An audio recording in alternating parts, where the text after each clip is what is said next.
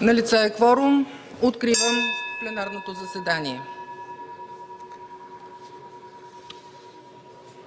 Уважаеми господин Президент на Република България, уважаема госпожо Вицепрезидент на Република България, уважаеми господин Министър-председател в оставка и министри в оставка, Ваше Светейшество, уважаеми госпожи и господа членове на Конституционния съд, уважаеми народни представители, Ваши превъзходителства, уважаеми гости!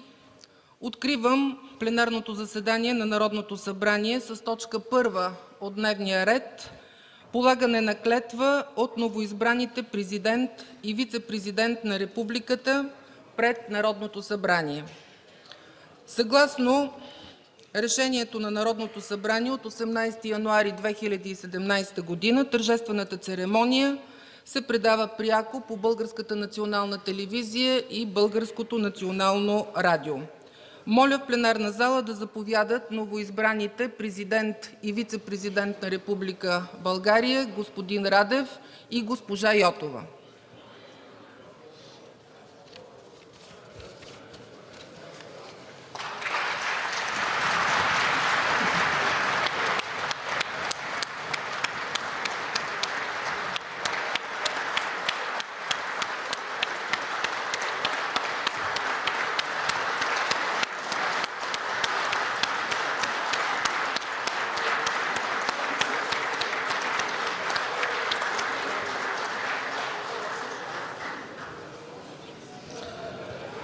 Уважаеми народни представители, уважаеми гости на церемонията!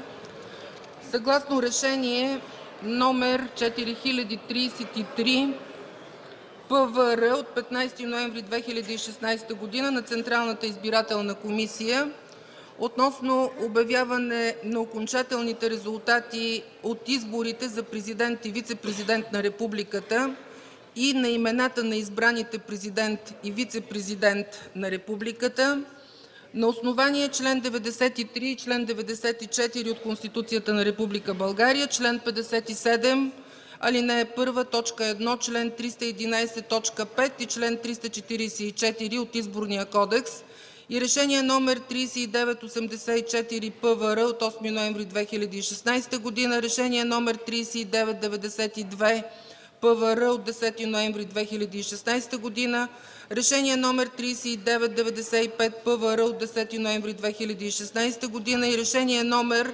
4032 ПВР от 15 ноември 2016 г. Централната избирателна комисия реши: обявява за избран за президент на Република България Румен Георгиев Радев.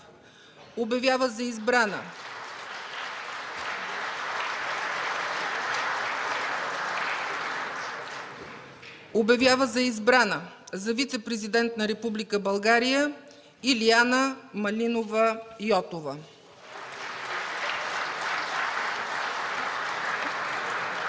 Господин Радев, заповядайте на трибуната за полагане на клетва. Моля Ви да повтаряте след мен.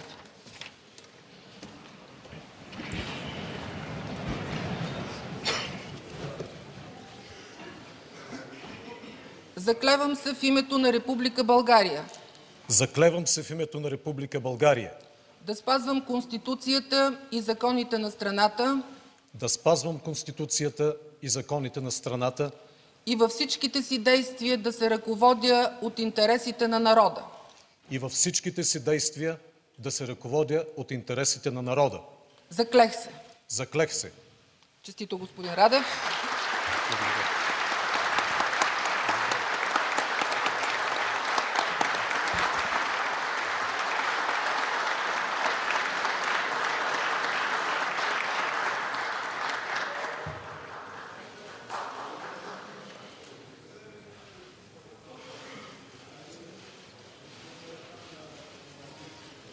Моля да подпишете клетвения лист.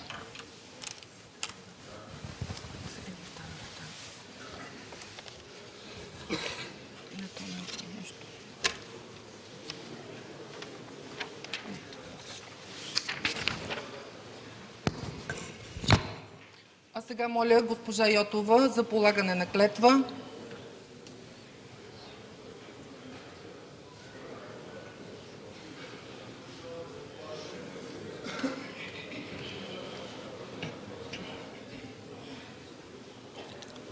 Повтаряйте след мен.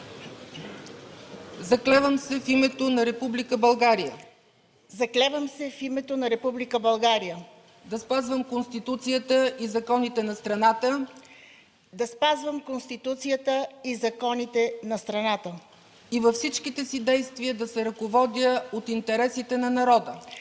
и във всичките си действия да се ръководя от интересите на народа. Заклех се. Заклех се.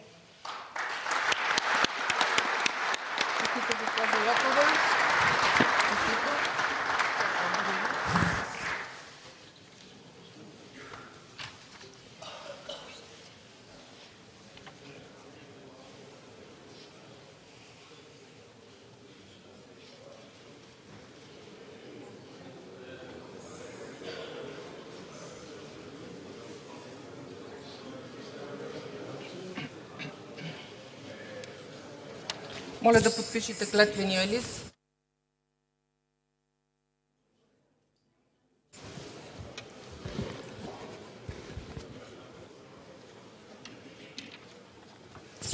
Благодаря ви. За химните. Да чуем химните на Република България и на Европейския съюз.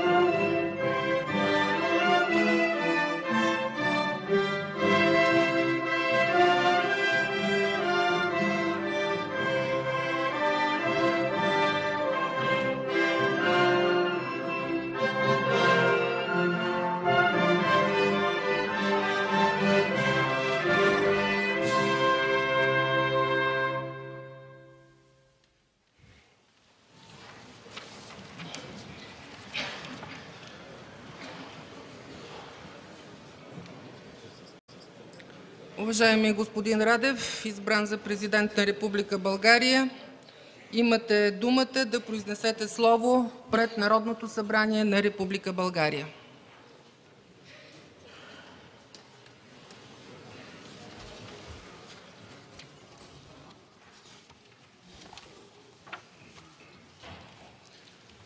Уважаеми господин президент, уважаема госпожо вицепрезидент, уважаема госпожо председател на Народното събрание, уважаеми господин премиер в оставка, уважаеми господин Ваше Светейшество, уважаеми госпожи и господа, членове на Конституционния съд, уважаеми членове на Министерския съвет в оставка, уважаеми народни представители, Ваши превъзходителства, господа генерали и адмирали, скъпи съотечественици!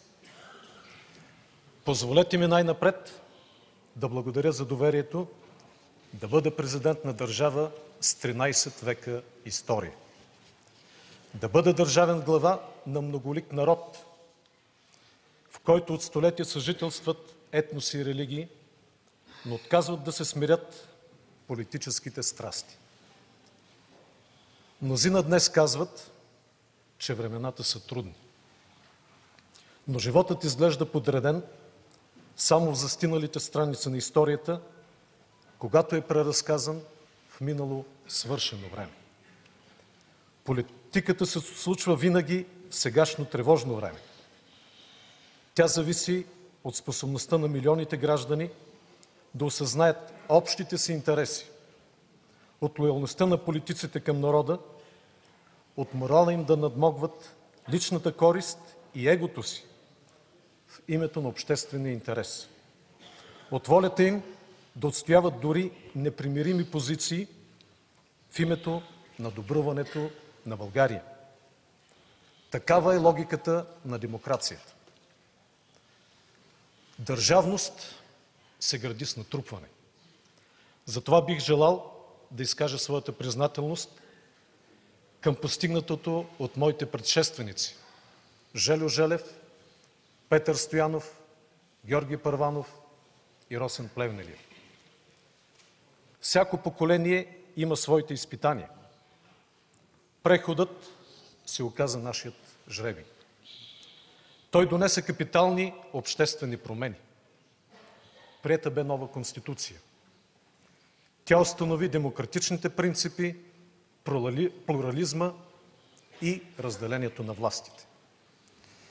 Икономическите реформи, макар и болезнени, доведоха до превръщането на плановата икономика в пазарна. България постигна важни стратегически цели – членството в Европейския съюз и НАТО. От панорамен поглед страната изпълнила програмата на историческия преход. Но панорамният поглед е привилегия на политиците и инструмент на анализаторите. Погледът на обикновения гражданин вижда друго. Свикнахме да гласуваме, ала мнозина днес не виждат смисъл да го правят. Примирихме се с изборните злоупотреби. Имаме многопартийна система, но партиите са повече от идеите за България. Появиха се бизнес партии, лабораторни политически проекти, чуждопоклоннически формации. Партийната генетика в зората на прехода изглеждаше по-автентична от днешната политическа ГМО кухня. А отчуждението на гражданите от политическата класа е благодатна почва за популизъм. Ерозията на българската демокрация е ескалиращ проблем. Проведеният през ноември 2016 година референдум, макар да остана под законовия праг за валидност, показа, че българите искат личности в парламента и ограничаване на партийните субсидии.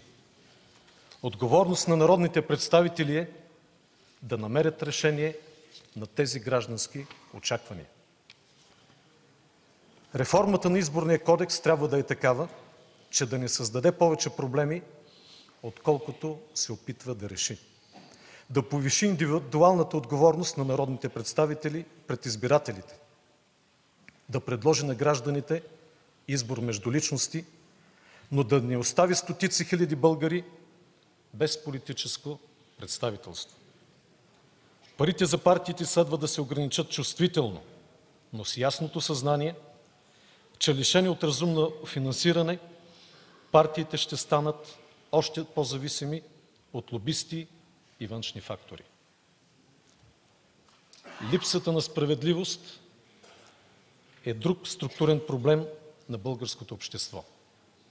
Тя е навред в драматичната пропаст между бедни и богати, в контраста между столицата и селата, в окаяното състояние на българския северозапад, в чувството за социална обреченост, в безнаказаната корупция и злоупотребата с власт. Несправедливостта е сред основните мотиви за емиграция. Обществените очаквания са фокусирани в съдебната система, която е призвана да бъде стожер на справедливостта. Тук погледът на европейските партньори и този на българските граждани виждат едно и също. Правосъдието е бавно, общественият авторитет на съдебната власт е нисък, шири се усещане за безнаказаност. Считам, че съдебната реформа трябва да е приоритет на следващото Народно събрание и да постигне ясни цели – бързо, справедливо и независимо правосъдие. Но само промяната в структурата на съдебната власт не решава проблемите в правораздаването. Необходим е комплексен подход, усъвършенстване на процесуалните закони, осигуряване на необходимия брой магистрати, повишена отговорност в системата, решителни антикорупционни мерки. В същото време, съдебната реформа не трябва да се възприема като панацея за справянето с недъзите в обществото ни. Без обединените усилия на институциите, партиите и гражданските структури и без непримиримостта на обществото няма как да се справим с корупцията и престъпността. Сянката на несправедливостта лежи върху двете най-важни социални системи – здравеопазването и образованието. Проведените реформи не създадоха работещи механизми. Шансовете на дете от големия град са несравними с тези на негов връстник от село, без училище и без доктор. В здравеопазването отчитаме все повече отделени средства, но обикновеният пациент често се сблъсква с доплащане, чакане и некачествени здравни услуги. Българските лекари масово емигрират. Системата се нуждае от строг контрол, по-малко бюрокрация, професионален морал, който да върне доверието на пациентите и мотивация, която да отвори перспектива на лекарите и медицинските сестри тук, в България. Образованието би трябвало да съдейства за равния старт на българските деца, независимо от материалното състояние на семействата. Уви, тук също обикновеният българин се сблъсква с формален учебен процес и доплащане. Резултатите са ранно отпадане и функционална неграмотност. Ниският социален статус на учителя е съществена част от проблемите в системата. В висшето образование очевидно се налага оптимизация на многобройните висши училища. Местата за студентите са повече от кандидатите за тях. На трудовия пазар дипломите и научните звания без покритие имат вреден ефект. Сравним с фалшивите пари в икономиката. Нужни са обединените усилия на държавата, академичната общност и бизнеса за развитието на млади хора, които да посрещат предизвикателствата на бъдещето не само с неизостени знания, а и с умения за самостоятелно, творческо мислене и адаптивност.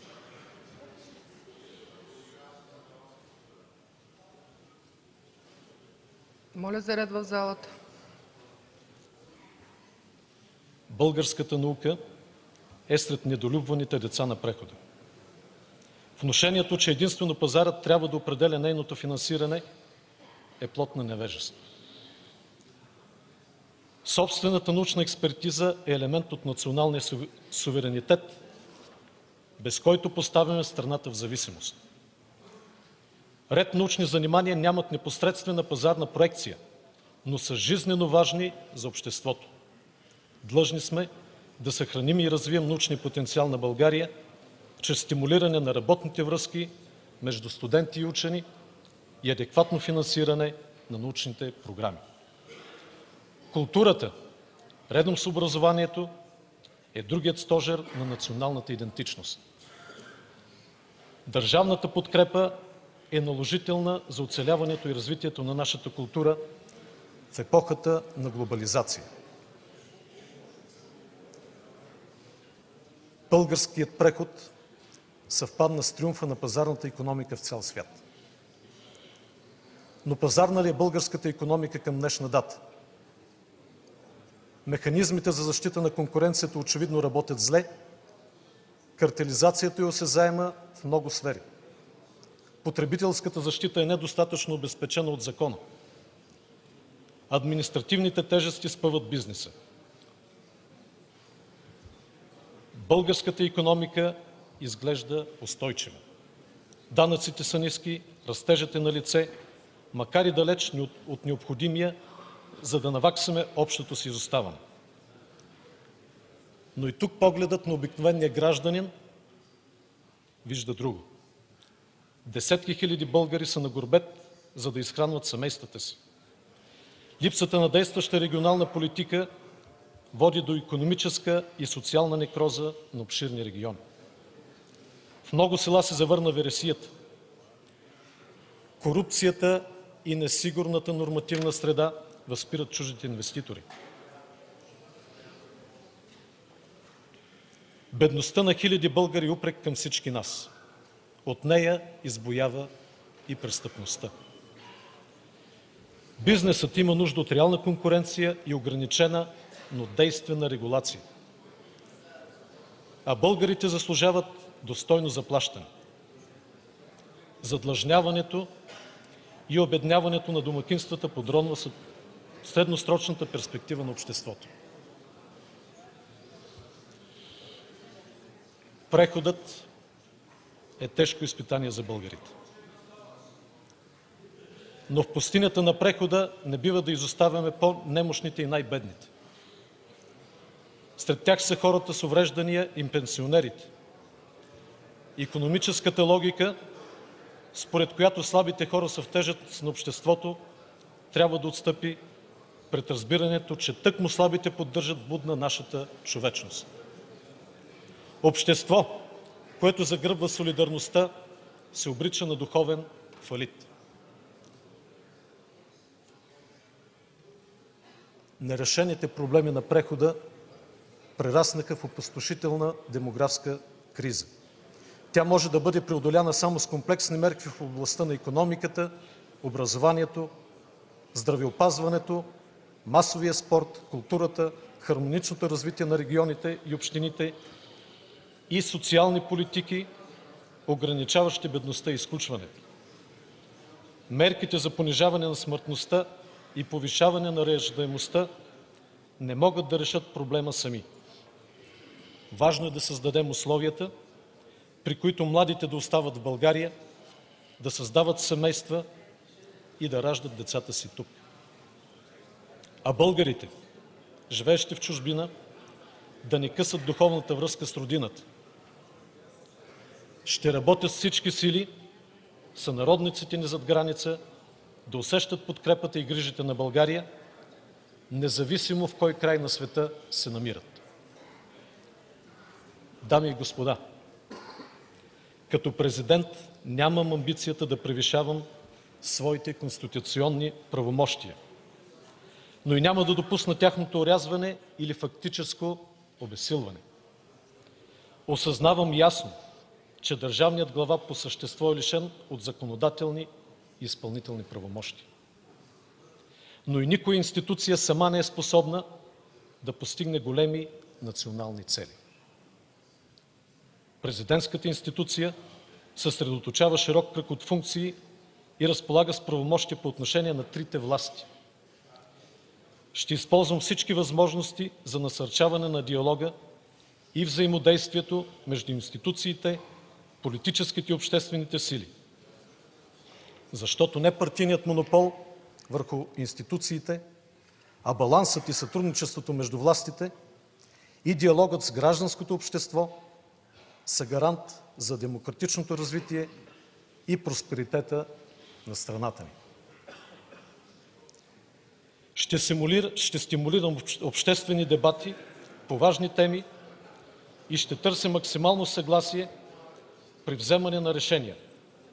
Ще следя институциите да работят за дългосрочните интереси на страната, а не да подменят приоритетите на нацията в името на краткосрочни цели.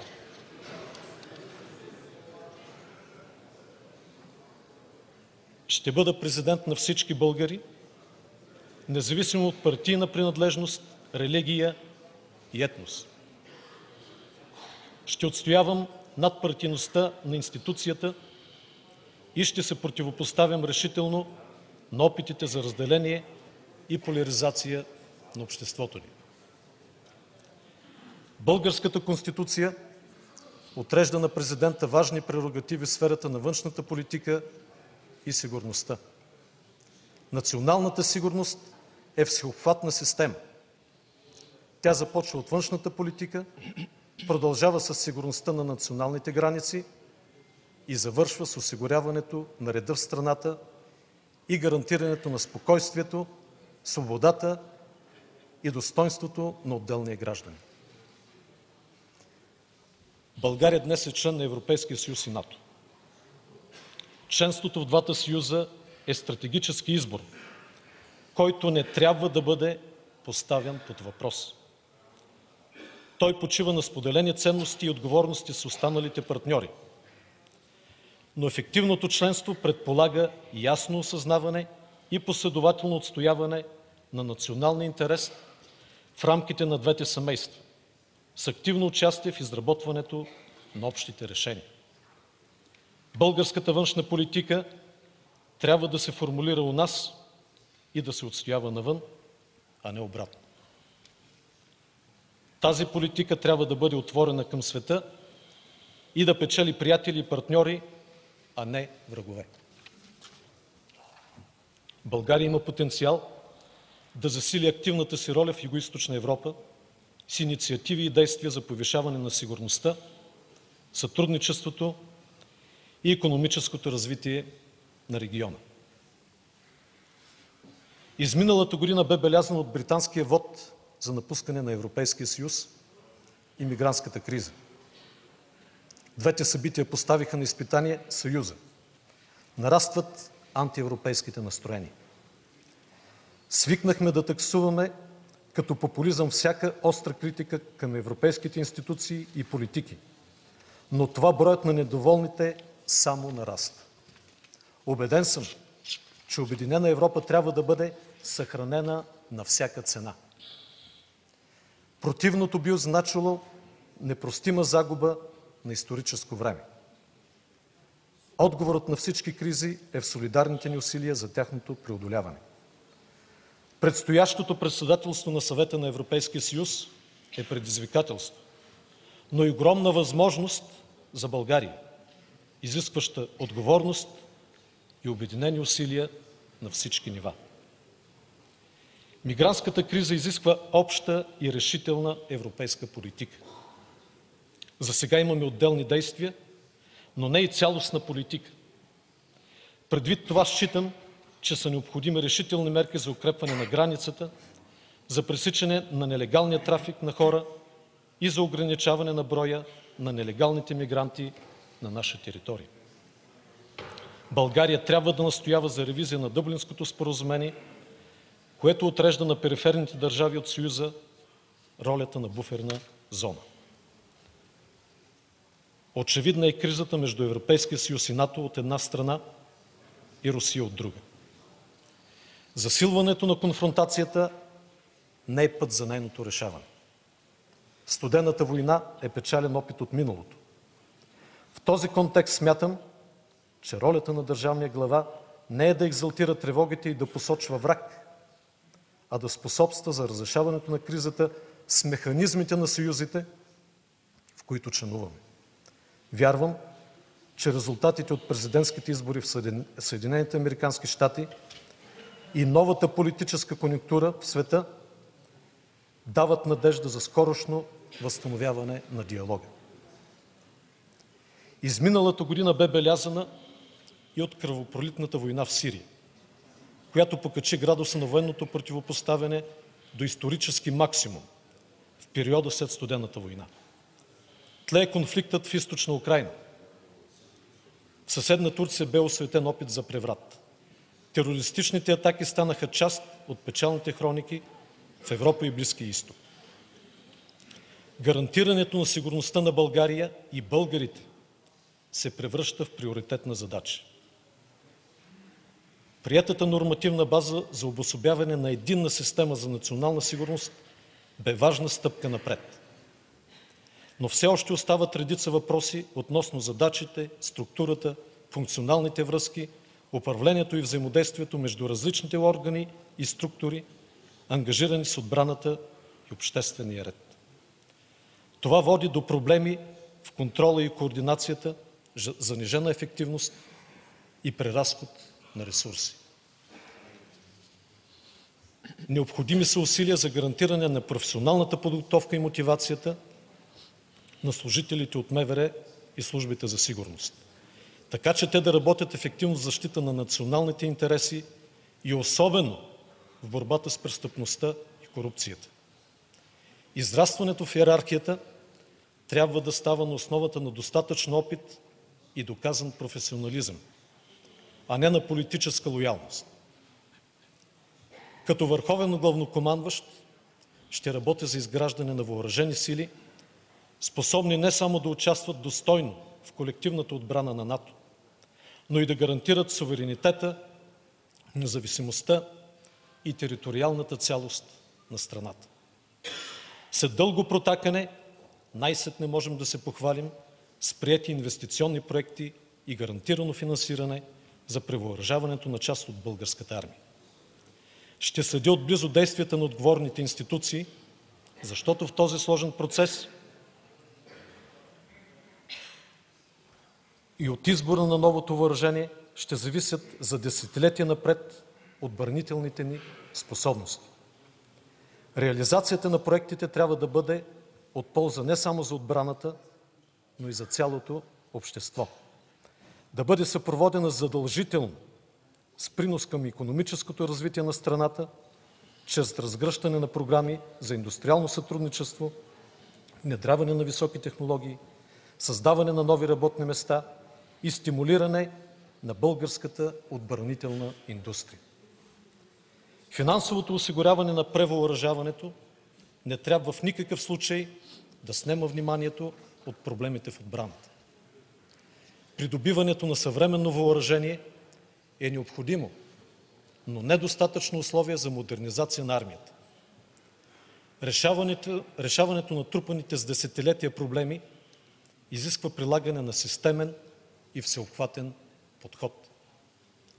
Необходимо е усъвършенстване на нормативната уредба, на организационната структура на въоръжените сили, на системата на военното образование и обучение.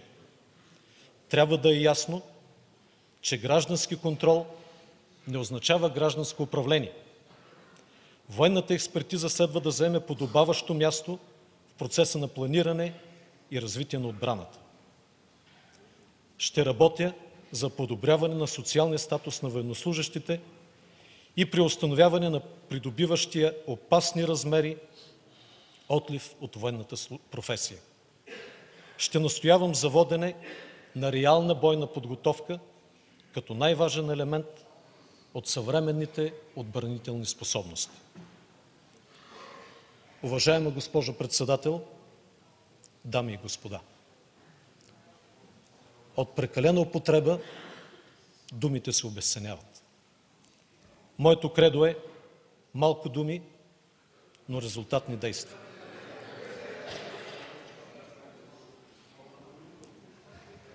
Имате още една седмица.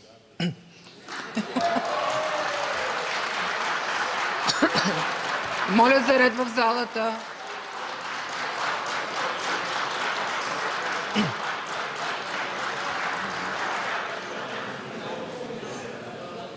Убеден съм, че няма да решим проблемите с бодряшка декламация, а с точни диагнози и конкретни мерки. У нас все още има политици, които водят битки с миналото, близкото и далечното. Тези битки раждат фалшиви герои. Бизнесът с миналото е част от безпътицата. Фатализмът е друга наша слабост. Но нека не забравяме, че България е оцеляла 13 века на исторически и географски кръстопът. Какво по-убедително доказателство, че знанията, че апатията не е наш вроден порок. Тая слабост, с която ще се преборим. Скъпи съотечественици, Вие ми поверихте най-отговорната мисия. Вярвам, че да си българин не е участ. Да си българин е чест. Заедно с вице-президента госпожа Йотова ще вложим всичките си сили, за да оправдаем доверието ви. Убеден съм, че с талантът на нацията, с ясна визия, с разумни реформи и с общи усилия ще изградим по-справедливо общество и ще превърнем България в модерна, динамична, благоденстваща държава, в която свободата и свободни и достойни граждани ще сбъдват мечтите си. Благодаря ви.